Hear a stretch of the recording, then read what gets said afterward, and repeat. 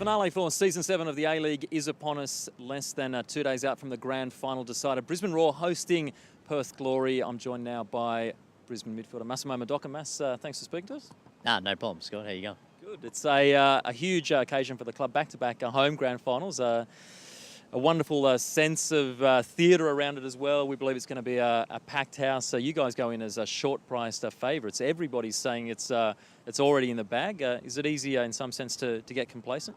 No, all we're thinking about is Perth Glory, and we're wary of their experience, which is going to be very important for them. So it's a one-off game, as everybody says. So anyone can win it. So we know that they've got the capability of doing some damage to us on Sunday. So we've got to be very wary of that and make sure we play our perfect game.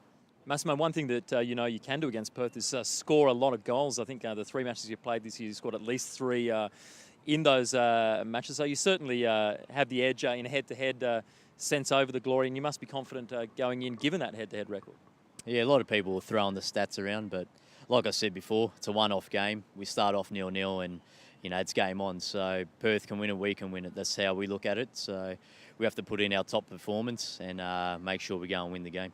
If we had spoken at Christmas time, maybe you wouldn't have expected to be facing Perth. They were in all sorts of trouble around Christmas, New Year, but they've really kicked on well. Shane Smeltz has rediscovered the scoring touch that we know was dormant, I guess, for that middle part of the season. How dangerous are the Glory, and where do you see their strengths lying?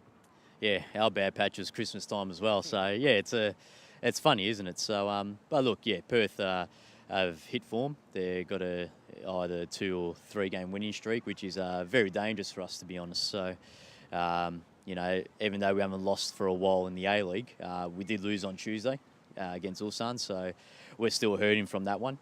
That's basically ended our campaign in the ACL, so we're a bit disappointed about that. So if there is an edge that they have, it's definitely that. So we're just going to make sure we pick ourselves up very quickly, nullify their weapons such as Smeltz and so forth, and make sure we play the best that we can.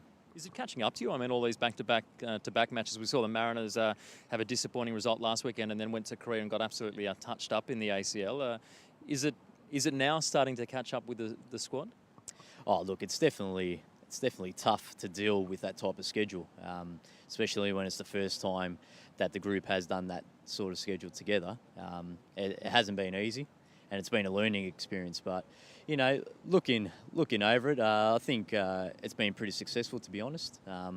It's a good learning curve for next year, hopefully, if we make it again to the ACL, and we'll try and improve on areas where we probably failed and try and improve more and more each year. So that's our goal as a club.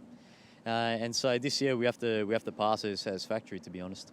And that's the thing, eh? I mean, Sunday's not just a playoff to decide the A-League, it's also quite likely a playoff to determine who gets a direct spot into the ACL again next year. So there's a whole heap on the line. Yeah, back-to-back and the ACL spot. There's a lot to play for us. So, yeah, massive day for the club. Of course, no club has ever won back-to-back A-League titles as well. So history beckons. You must be getting a little tingles now and probably wanting the match to start as soon as it can. Yeah, look, the last 2 years we've made a few records, to be honest, especially that 36-game unbeaten streak. That's one that's going to stick with me for life. It's just a minor record. Yeah, I know, it's not that impressive, but no, it's definitely something that all the boys are proud of. And, to go back-to-back, I think they'll be on the same level, to be honest. So it's very important for us that we're focused and we make it a successful day. One of the guys, of course, that's been integral to that success, Ange Postecoglou, has been linked very heavily with a couple of jobs, but most prominently the Melbourne Victory job down there. What's your take from the discussions that you've had with Ange? Do you think he'll stay? Do you think he'll go? And how is it for the playing group to have this distraction away from the field?